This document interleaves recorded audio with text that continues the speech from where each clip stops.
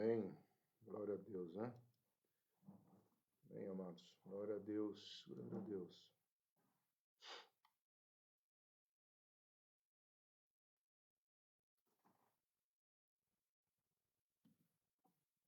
Amém.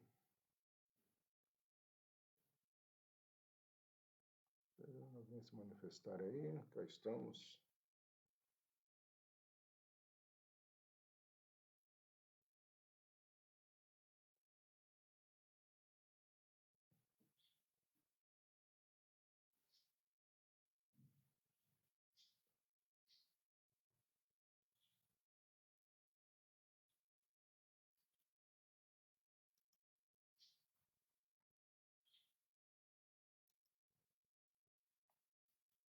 Amém, Tatiana. Acho que só você entrou por enquanto, então vamos lá, né?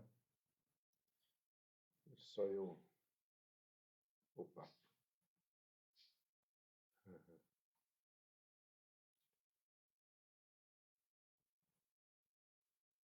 Só eu entrar aqui no nosso grupo. Amém, amados. Vamos orar. Pai querido, nós queremos mais uma vez declarar nossa alegria em estarmos nessa plataforma aqui, Senhor, para estudarmos um pouco mais da Tua palavra e aprendermos mais de Ti. E nesse salmo, Senhor, que é um salmo tão querido, tão lindo, o Senhor possa falar para nós esses versículos iniciais. Essa é a nossa oração em nome de Jesus. Bom dia, senhor Robert. Saudade de você, rapaz. Amém, amados? Nós estamos aqui apenas com duas pessoas. Eu estou vendo nem na outra plataforma ninguém está entrando. Hoje é o friozinho, será que fez as pessoas dormirem um pouquinho mais? Mas, enfim. Já está entrando mais gente. Glória a Deus por isso. Amado, nós vamos estudar o Salmo 46, tá? Nós demos um tempo em função de Provérbios. Eu estou preparando um estudo em Provérbios 9, que é riquíssimo, né? Que é a sabedoria que cria três bases, né? E aquilo é uma palavra, o capítulo 9 de Provérbios é um salmo messiânico, é uma palavra messiânica, né? Mas em função de algumas questões que nós temos visto, eu senti muito direção de Deus de mudar hoje, estudarmos esse Salmo 46, que é um salmo assim, que tem uma proximidade muito grande por esses dias, né? Existem algumas possibilidades de quem escreveu o salmo. Muitas pessoas pensam que foi Davi, aliás, é quase que comum achar que todo salmo é Davi, né? E não é. Bom dia, Nancy. Hoje é um belo dia para um chimarrão, hein? Já tomei o meu aí, espero que vocês tenham alinhado aí. E esse salmo foi escrito pelos filhos de Coré, tá? Que eram cantores ali no templo, né? No templo. E ele foi escrito exatamente num período que Ezequias, tá? Ou que Israel estava cercado pelos assírios. E, para quem não sabe, né, uma das coisas que aconteceu, e eu tive a oportunidade de entrar nesse lugar aqui, são fotos minhas. Eu vou ler o que eu escrevi aqui, né? Todos concordam que esse salmo, né, foi escrito no período do cerco dos assírios, né? Não sei se você sabe, a história desse aqueduto aqui é uma coisa fantástica, né? Porque um grupo, em função do cerco, Ezequias pensou assim, e foi Deus que orientou ele: nós temos comida, mas nós não temos água. Eles tinham um estoque grande de comida. E ele pensou: não, nós precisamos trazer a água. E o que ele fez? Ele, como a pressa era muito grande, ele botou um grupo trabalhando de um lado e outro grupo do outro, né? E os registros históricos, inclusive quem vai para Israel e entra aqui nesse lugar, escuta, né, o Cicerone falando isso com a maior alegria, porque os dois vieram de dois lugares diferentes para aquela época e chegou a um ponto. Tem um texto que eu li essa semana para fazer esse estudo. As nossas, a descrição é que as picaretas, né, as pás, mais picaretas, bateram uma na outra, né? Isso você pode pensar, mas por que isso é importante? Primeiro, porque foi na rocha. Eles cavaram embaixo ali, embaixo da montanha onde está Jerusalém. Segundo, amado, eles não tinham nenhum senso de direção, tá, para os dois túneis se encontrar, porque eles podiam passar paralelamente, mas eles se encontraram. Então, é uma obra fantástica. E é nesse momento que esse salmo é escrito. Tá? Então, eu até coloquei aqui, né, se você quiser saber mais sobre essa história, está lá em 2 Crônicas, capítulo 32, Isaías, capítulo 36 e capítulo 37. Mas avançando aqui, amado, há algumas questões que precisamos entender. Nesse salmo, os salmistas, né, ele vai colocar duas classificações para Deus. Primeiro, vai trazer de novo uma figura do refúgio, que é uma figura aumentar.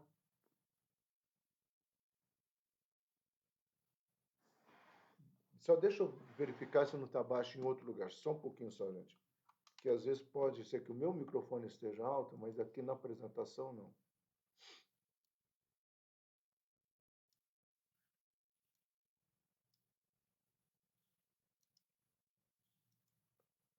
Amém? Tá melhor, Elisane? Se não tiver, só falar aí, tá? Amém? Ô, Sérgio, Deus abençoe. Então, de novo, essa figura do Senhor como refúgio, Senhor como fortaleza. Tá? Essas são duas expressões muito fortes na época medieval, né, nessa época antes, né? Porque tanto refúgio quanto fortaleza significa um lugar de proteção. E aí que nós temos que ter essa ideia, porque os salmistas, ou o salmista, vai trabalhar algumas questões aqui. A primeira, né, vai trabalhar, ó, o Senhor é o meu refúgio e fortaleza, ainda que a terra se mude. E nós vamos falar um pouquinho já na palavra hebraica que é usada aqui, tá?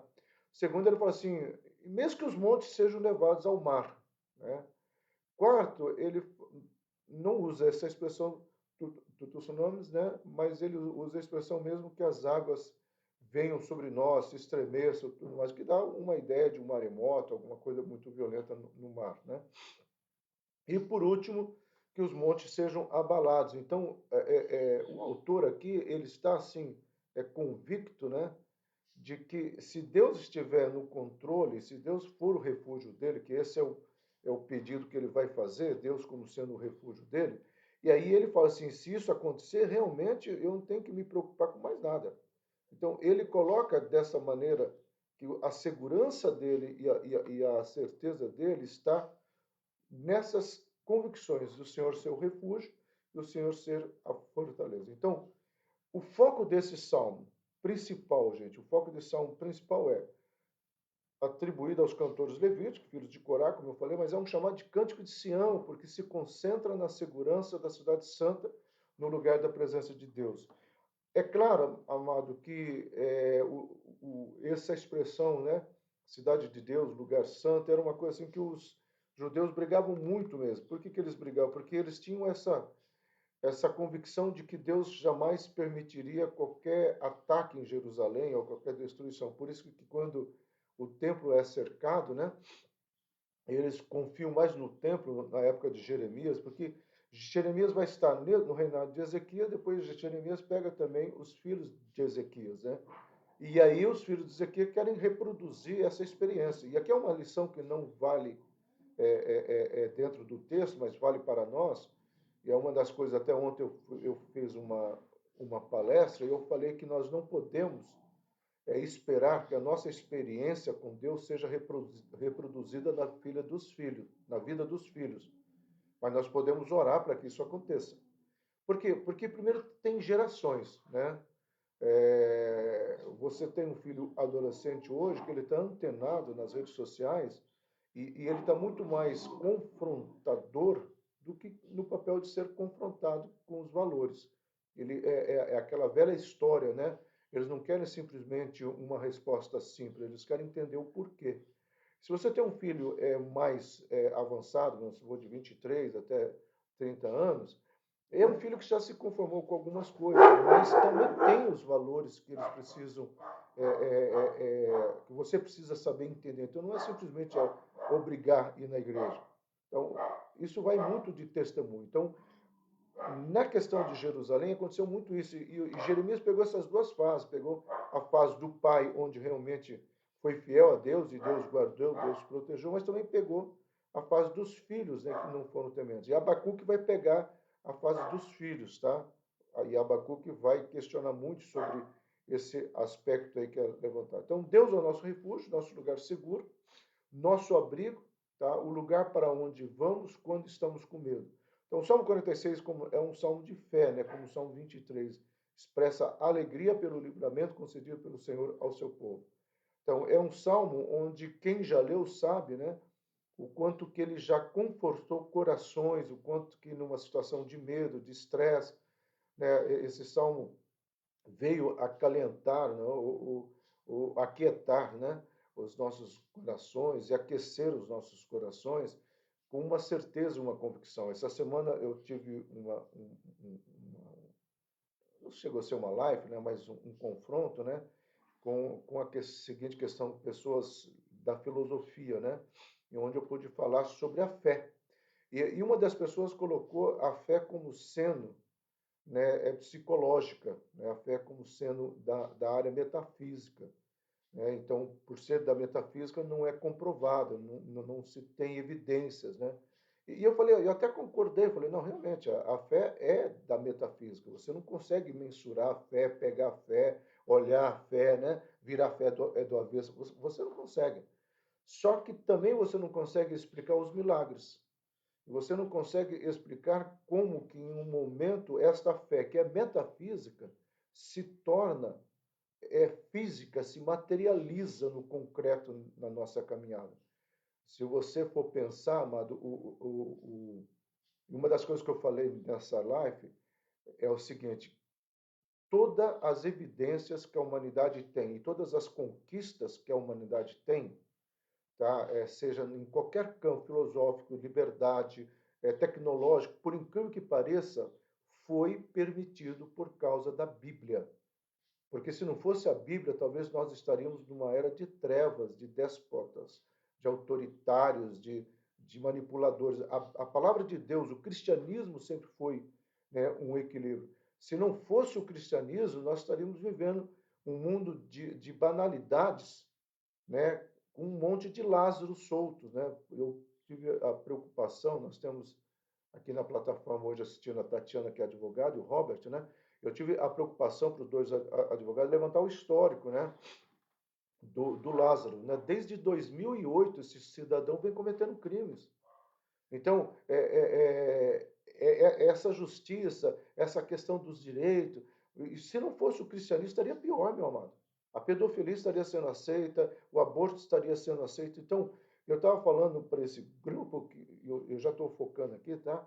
Nesse salmo, que se não fosse a palavra de Deus, a Bíblia e o cristianismo, a coisa estaria muito mais no, para Nietzsche, né? Quando eu estava falando para filósofo, eu falei, nós estaríamos muito mais para Nietzsche, tá, do que para Kierkegaard. E aí todo mundo entendeu o que eu estava falando desse caos, desse vazio, dessa angústia, né, que Nietzsche fala, nós estaríamos vivendo isso. Então, quando você vai, e voltando para encerrar a linha de pensamento, é claro que a nossa fé ela é metafísica. Só que quando a cura vem, quando o milagre vem, quando aquela porta se abre, como essa semana algumas pessoas, né, tiveram vitórias, pastor Sila ora por isso, e de repente no final da tarde, pastor Sila deu certo, louvado seja Deus. Como que você explica isso? Então, é a mesma certeza que esse salmista tem.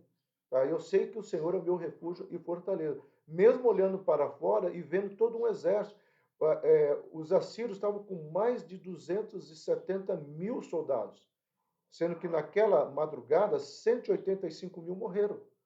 Tá? E isso depois de um cerco longo. Eu penso que esse cerco só não acabou antes porque parece que teve uma hora que Ezequias cansou. Eu falei, Deus, até quando nós vamos ficar cercados? Aí Deus manda o anjo lá, o texto fala o anjo da morte, né, e mata essa gama toda de Assírio. Então, essa expressão Deus é o nosso refúgio, que é a palavra Mashaet, né, que significa lugar secreto, lugar de esconderijo. Então, o refúgio é um lugar secreto. É o lugar onde ninguém vai me achar, onde o mal não vai me achar, somente as bênçãos do Senhor. É interessante que, na mesma proporção que a palavra de Deus fala que nós estamos nesse lugar secreto, escondido, e o mal não nos achará, ele fala que as bênçãos do Senhor nos encontrará.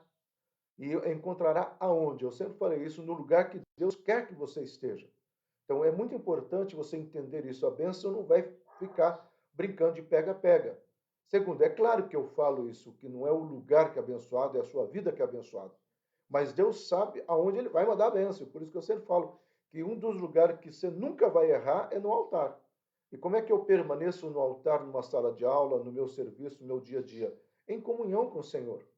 E esse comunhão é algo muito pessoal. Às vezes eu estou dirigindo, eu sempre tenho o costume de colocar cânticos em hebraico pela manhã. Na sexta-feira, o senhor é judeu? Não, eu só escuto cânticos hebraicos. Eu tento vivenciar o meu Shabat. Eu tento administrar da maneira como eu posso essa minha alegria de estar conectado, mesmo no trânsito. Então, isso é real. E a palavra fortaleza, né, que é a palavra os, né, por isso, mágico de Oz vem daqui, tá? Que é um mágico forte, é outra história aqui, tá bom? Mas, para quem gosta de filmes antigos, né? E quando você tem essa questão aí de os forte, ou eu gosto muito do que o Lextan fala, uma defesa eficaz. Então você está no lugar, o salmista está falando assim, olha, nós estamos nesse lugar e nós temos uma defesa eficaz. É claro que o salmista poderia estar pensando na fortaleza de Israel, sim. Só que a Babilônia já tinha destruído outros povos, gente. Então, essa ideia de que ele estava dizendo, porque eu já vi alguns comentaristas, eu li muitos comentaristas, né? E tem alguns comentários que colocam assim: as muralhas de Jerusalém eram impenetráveis. Ué, Saladino rompeu com aquelas muralhas facilmente. Então não eram as muralhas. Olha Jericó. Jericó, quer muralha mais impenetrável que a de Jericó? Tá? Tanto é que se você for ver a história, é quase. Amado, seria quase que a medida, para vocês terem uma ideia, um pouco maior que a Rondon nas pista de quem vai e quem volta. Então, nós temos, acho que é 4 de cada lado, aquelas 8 pistas. Esse era o tamanho das pedras, e isso é provado com as descobertas. Abrindo parênteses, amado, falando em descobertas, eles encontraram vestígios da cidade de Carquemes.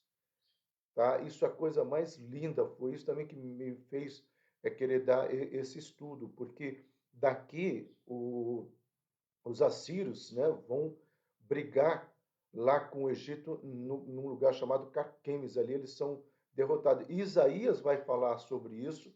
Tá? Então, aquela história que a Bíblia está ultrapassada, a Bíblia tem coisa que não amada, foi descoberto vestígio e inclusive, papiros, né, demonstrando que esse rei, né, os babilônios, não conseguiram penetrar Jerusalém. Olha que coisa maravilhosa. Cada dia que passa, a história comprova. Mas voltando aqui, tá? Então, o refúgio e fortaleza pode ser reformulados como defesa impenetrável. Repito, não era os tijolos, as pedras ou a muralha de Jerusalém. Lembre-se de Jericó. O que era impenetrável era a mão de Deus, a poderosa mão de Deus sobre as nossas vidas. Semana passada eu li um livro quase 1.200 páginas, mas foi um dos livros mais lindos. Eu estou tentando preparar um estudo sobre ele para nós, sobre o talit, a representação do talit, tá? Por que o judeu põe na cabeça e o que representaria o talit, tá? Na vida de Jesus como nosso intercessor, como nosso mediador, né? O que é o talit representado pela proteção de Deus Pai sobre as nossas vidas e que é o talit na representação do Deus Espírito, operacionalizando o caráter e o fruto dele nas nossas vidas. Se Deus quiser, eu vou conseguir fazer um estudo. Mas é fantástico. Né? Então, no Antigo Oriente, só para vocês saberem, as cidades eram construídas em lugares altos, com altas muralhas para sua defesa, e por isso que os Salmos usam muita imagem de fortalezas para descrever Deus. Então, como era uma coisa impenetrável, os Salmos procuram, né, a maioria dos Salmos, você vai encontrar isso, os cantores, né? E se você for ler o Salmo 46, se você tiver uma Bíblia antiga, né? Talvez a Bíblia da Vó Suzy ou a Bíblia da Nicéia ou mais antiga, não sei. Você vai ver que lá no começo está assim, para cânticos, né? E lá tem uma expressão no hebraico, moshas, né? Não sei como é que está a tradução, que significa que esse salmo era para ser cantado como glória, glória, aleluia. Era para ser cantado assim, uma forma bem entusiasmada, bem forte, porque é assim, a alegria. Porque, gente, É mais ou menos isso, tá? O Brasil, de repente, começa a ser ameaçado pelos Estados Unidos, e os Estados Unidos vêm pelo oceano, cercam toda a nossa costa marítima, e aí eles vêm, né, pelo ar, e eles vêm com toda a tecnologia. Os Estados Unidos, a maior potência bélica hoje, no momento, cerca o Brasil. E, de repente, eles são derrotados por eles mesmos. A frota marítima, né, americana vem umas ondas, destrói as embarcações, os aviões são pegos, né, por alguma questão lá que dá pane, os soldados não conseguem nem entrar no território brasileiro. Então, isso seria um milagre. É nessa proporção que você tem que entender quem eram os assírios. Era a maior nação bélica do momento. E Israel, comparada aos assírios, é uma coisa seca de nada. E eles não conseguiram atacar, eles destruíram muitas outras nações. Tanto é que quando Ezequias pega a carta, o que Ezequias fala? Senhor, tu sabes que esta nação já destruiu outras nações, mas a diferença é que esta nação não tem o Deus que nós temos, que é o Senhor. Então, mais ou menos assim, Senhor, tu sabes que esse mal, tu sabes que essa situação já tem atingido muitas famílias, mas talvez essas famílias não tenham o Deus que eu tenho. Então, por isso, Senhor, que o teu cuidado, a tua proteção esteja sobre a nossa casa, sobre a minha vida, sobre as minhas finanças e etc, em nome de Jesus, tá? Então, socorro bem presente na angústia. A primeira palavra que ele vai usar aqui para socorro é uma palavra no hebraico, é claro, é hebraico, né? Mas assim, que significa assim, ajuda completa. Então, ele não está falando apenas de uma situação de uma ajuda esporádica, não, é uma ajuda completa e precisa. Eu gosto muito dessa expressão no hebraico, precisa, que é certa, que se encaixa. Então, não é um socorro pela metade.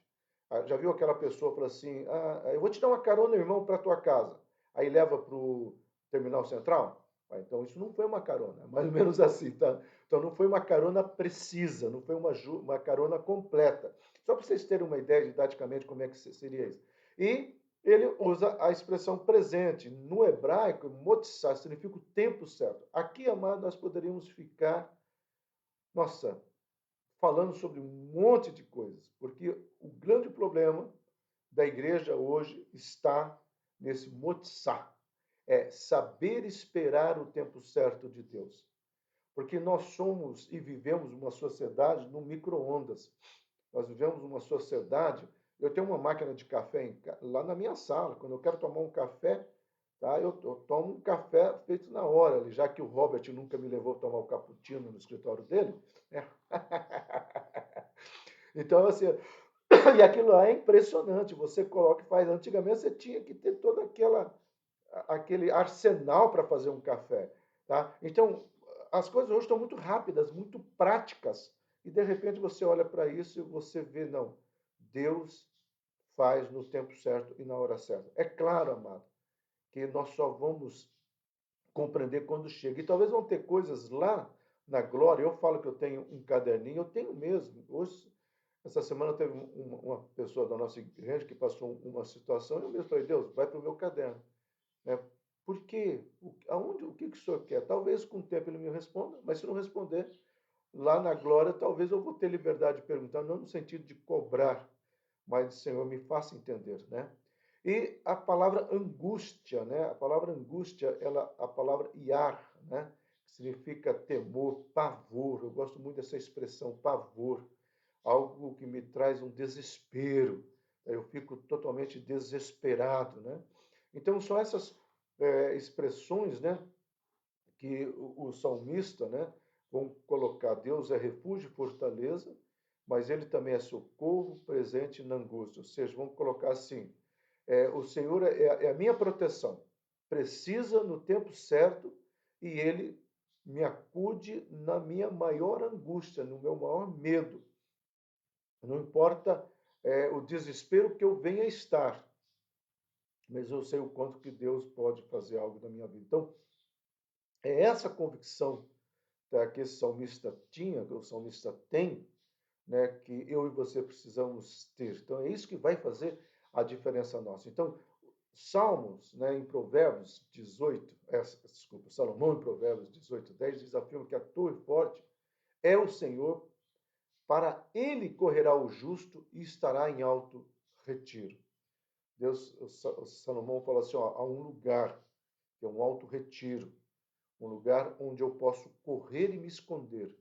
O próprio Salomão, que é filho de Davi, com certeza presenciou, né,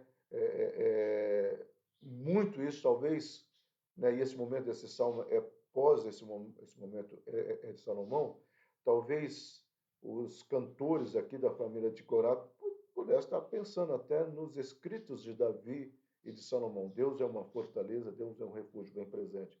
Então, quando a vida segue normalmente, não pensamos muito como somos vulneráveis.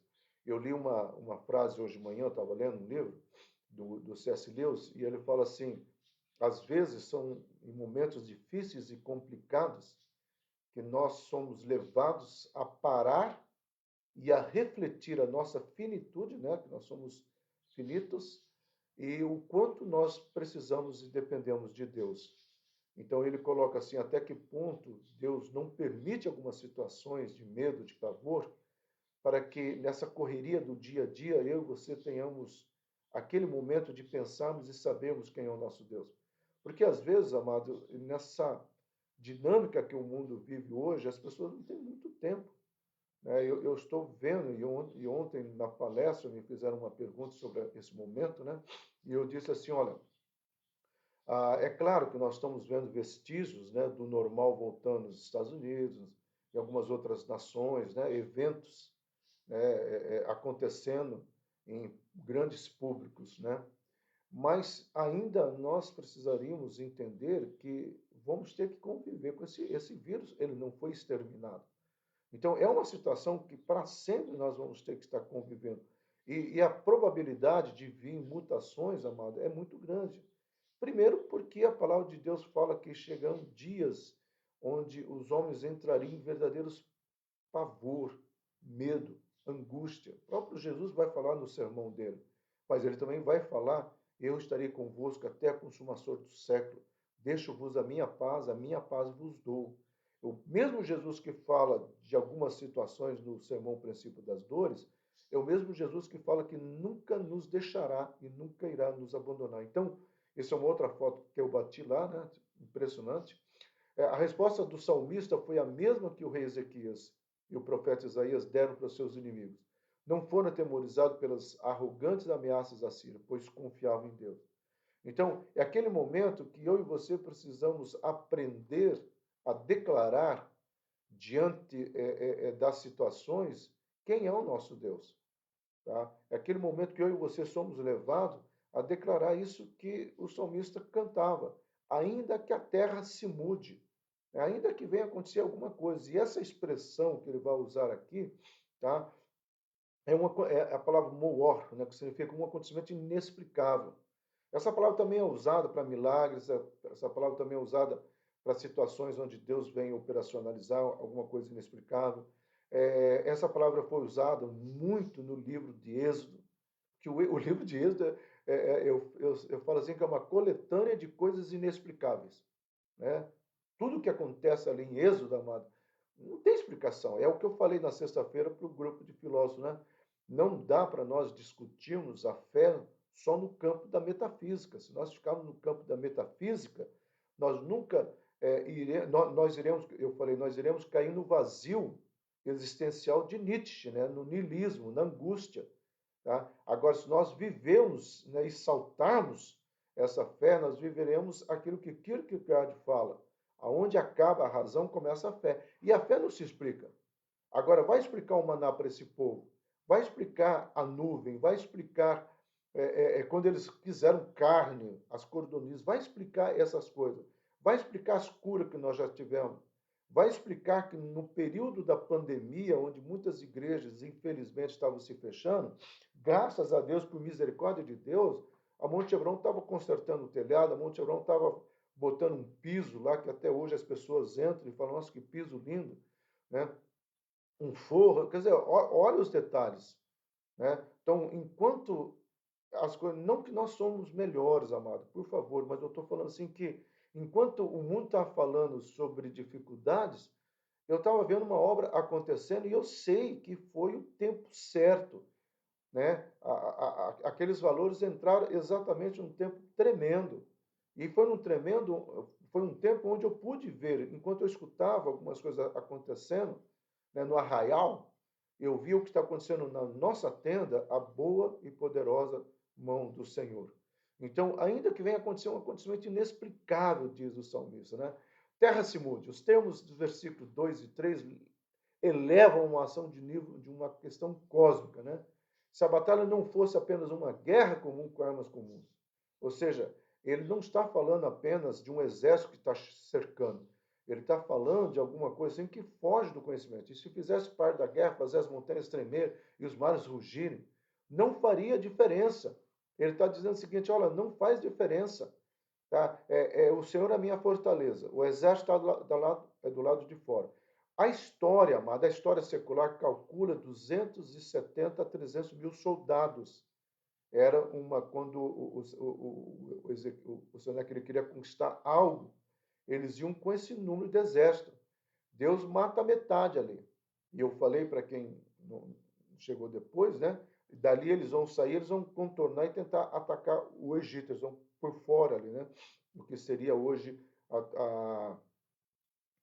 eu já vou lembrar.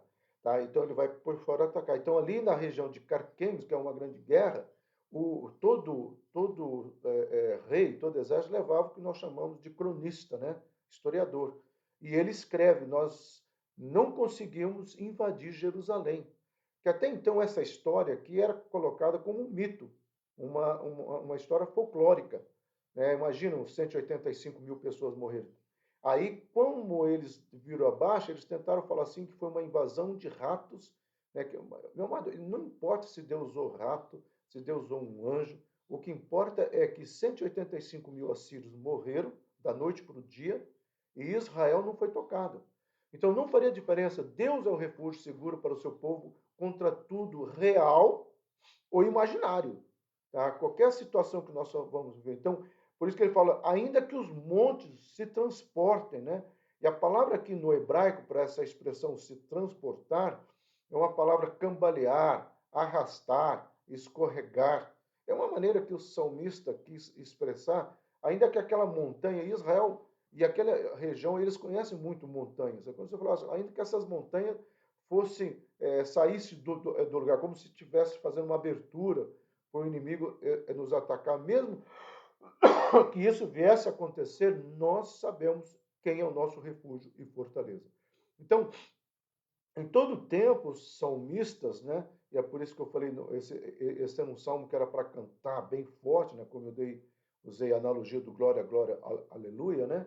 Então, era um cântico que era expressar, porque 99% dos salmos eram para ser cantados, tá? Talvez você tenha uma porcentagem mínima aí que não.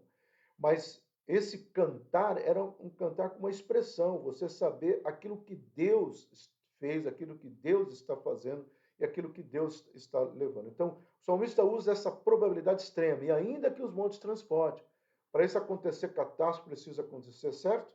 Mas o salmista afirma, não temeremos. Ainda que aconteça as maiores aberrações, né? As coisas que fogem totalmente do nosso controle. Assim mesmo, eu não vou ter medo, que é a palavra Yahweh, né? Eu não vou ter pavor, eu não vou entrar em desespero, porque eu sei quem é Deus. Então, o verdadeiro Deus, Criador e Senhor do universo, não pode ser comparado aos falsos deuses dos vizinhos de Israel. É claro, amado, que aqui, por isso a carta de Ezequias para Deus, né? Ou quando ele vai orar no templo, né? Ele fala assim: Senhor, aqui está a carta que Senaqueribe enviou para mim. Tudo que ele fala aqui é verdadeiro. Eu gosto muito dessa oração, amado. Tudo que ele fala aqui é verdadeiro. O senhor sabe que eles já destruíram essas nações. Mas, de novo, eu já contei isso hoje aqui, mas de novo ele fala: mas essas nações não tinham o Senhor como Deus, como protetor, como Senhor. Então, Deus está aqui. Eu aprendi. Foi a partir desta oração, tá? Porque a ameaça do cerco estava ali e ele ameaçando: nós vamos invadir, nós vamos destruir, nós vamos acabar. Aí você olhando aquele exército todo ali se montando. Aí a partir dessa oração, não sabemos se foi exatamente nessa madrugada, mas a partir dessa oração Deus intervém na história, mudando a história. E eu de novo, pastor, o senhor está repetindo pela terceira vez, mas aqui eu fiquei feliz com essa descoberta dessa batalha de Carquemes, eu fiquei feliz com essa prova real de que isto aqui, ó, que o pessoal falava que era mito, por isso que eu me entusiasmei em parar provérbio para vir para o Salmo, falava que era mito, que era invenção, que era um conto folclórico, é uma alegoria, né, para expressar, tá? Hoje a história está mostrando que é verdadeira.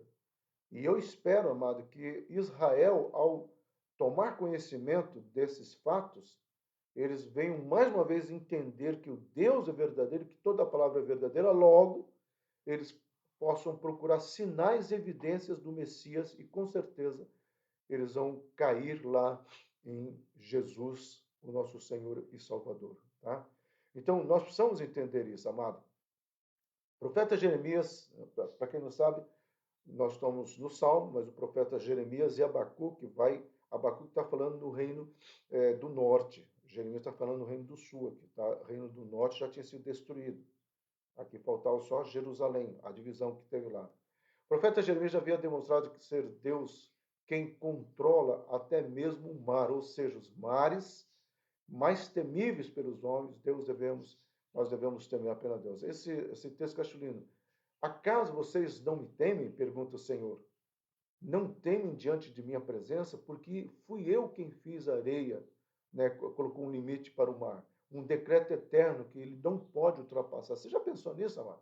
Ainda que as ondas se levantem, não poderão prevalecer, ainda que rujam, não poderão ultrapassar. Então, quando há uma situação catastrófica na natureza, pode ter certeza que Deus mexeu nesse limite. E isso eu acho fantástico. Por quê? Para quê? Tá? É aquele momento que Deus quer trabalhar no coração do povo. Então, quando você entende isso, você precisa viver. Então, em resposta à nossa fraqueza pessoal, Deus nos diz para nos aquietarmos e reconhecermos que Ele é Deus. Não importa o buraco, não importa o medo, não importa a situação, Ele é Deus. Tá? Ele vai nos sustentar. Ele vai nos tirar desse caos. É isso que esse salmo fala. E ele vai falar, talvez eu continue domingo que vem, depois eu volto para Provérbios 9, mas ele vai falar de eu acho, eu pessoalmente, é um daqueles versículos que entra no meu catálogo de versículos maravilhosos. Há um rio cujas águas alegram a cidade de Deus. Amado, eu não sei que rio que é esse, mas é um rio que traz alegria. Tá? Eu não sei se é o barulho do rio, a limpeza do rio, a beleza do rio, mas é um rio que alegra. E a palavra ali, nós vamos ver domingo que vem, a palavra que está ali para alegrar é uma palavra no hebraico fantástica, é como se você tivesse, quando você estivesse triste, não é que seja assim, amado, é uma analogia que eu vou fazer agora, tá? É como se você estivesse triste, você ia lá, pegava aquela água e tomava, né? Talvez é por isso que Jesus fala que ele é a água da vida, a alegria dos homens, né? Não que a nossa alegria vai estar no rio, amado. Por isso que eu falei uma analogia. Mas o salmista descreve, e Apocalipse vai descrever também esse rio, né? E ele é evidente nesse tempo. Então elevamos o nosso nome de Deus, ou seja, elevamos, né, a nossa Deus, porque admitimos que somos fracos, reconhecemos que Ele é Deus e assim exaltamos o seu nome. Deus é o nosso refúgio e fortaleza. Ele me segurou, lá do céu me alcançou e me tirou dali. Não importa a profundeza, não importa, né, se é a figura de alguém se afogando no mar, tá? Não importa a situação, não importa o caos, Deus pode reverter a história. Na palestra de ontem, eu falei uma na sexta, né, e uma ontem. Na de ontem eu falei assim, aos olhos humanos, né, nós enxergamos coisas que parecem impossíveis, seja na área financeira, seja na área existencial, seja na área familiar, restauração de casamentos e tudo mais. Aos nossos olhos, existem coisas impossíveis. Aí nós já mexemos todos os pauzinhos possíveis. Né? O casal está com dificuldade, vamos fazer a 50ª lua de mel, vamos comprar um presente, vamos fazer aqui. Nós já mexemos todos os pauzinhos possíveis para tentarmos, né, restaurar aquele casamento. Mas quem restaura é Deus. Quem cura é Deus. Quem faz a diferença é Deus. Então, na situação financeira. Às vezes nós tentamos contratar profissionais na área, mas é Deus quem levanta.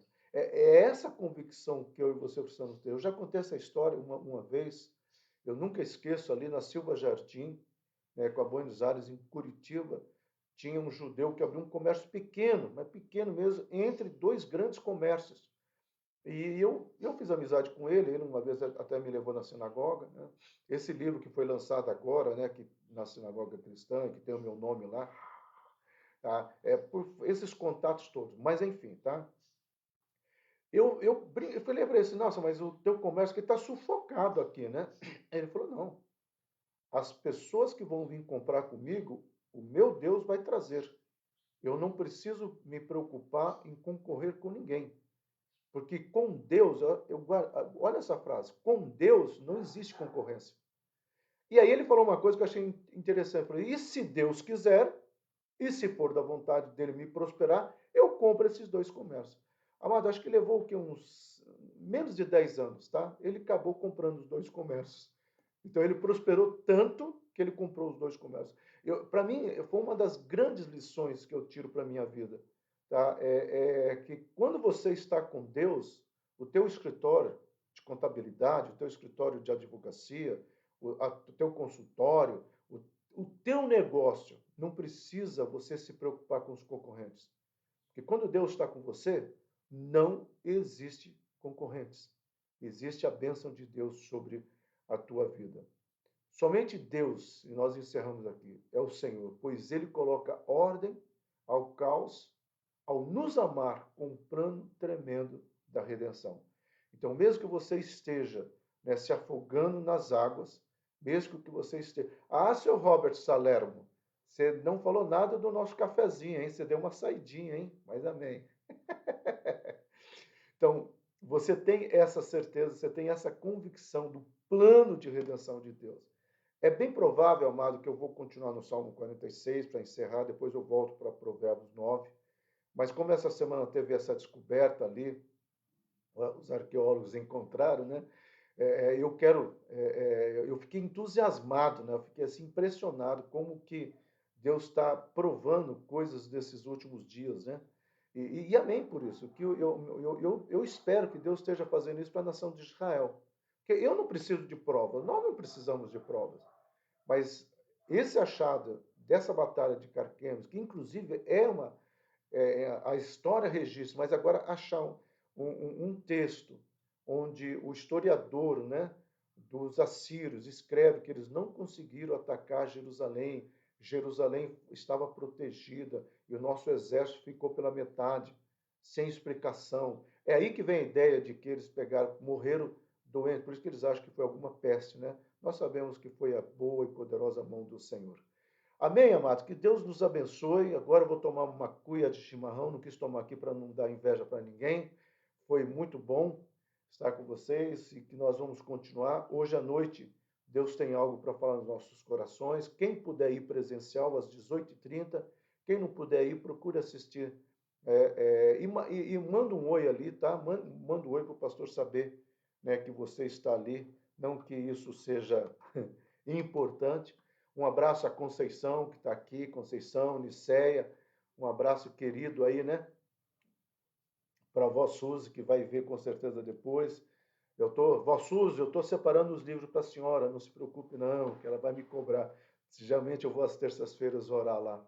Então, que Deus nos abençoe, amado, e que seja algo tremendo essa semana, uma semana de vitória, em nome de Jesus. Amém?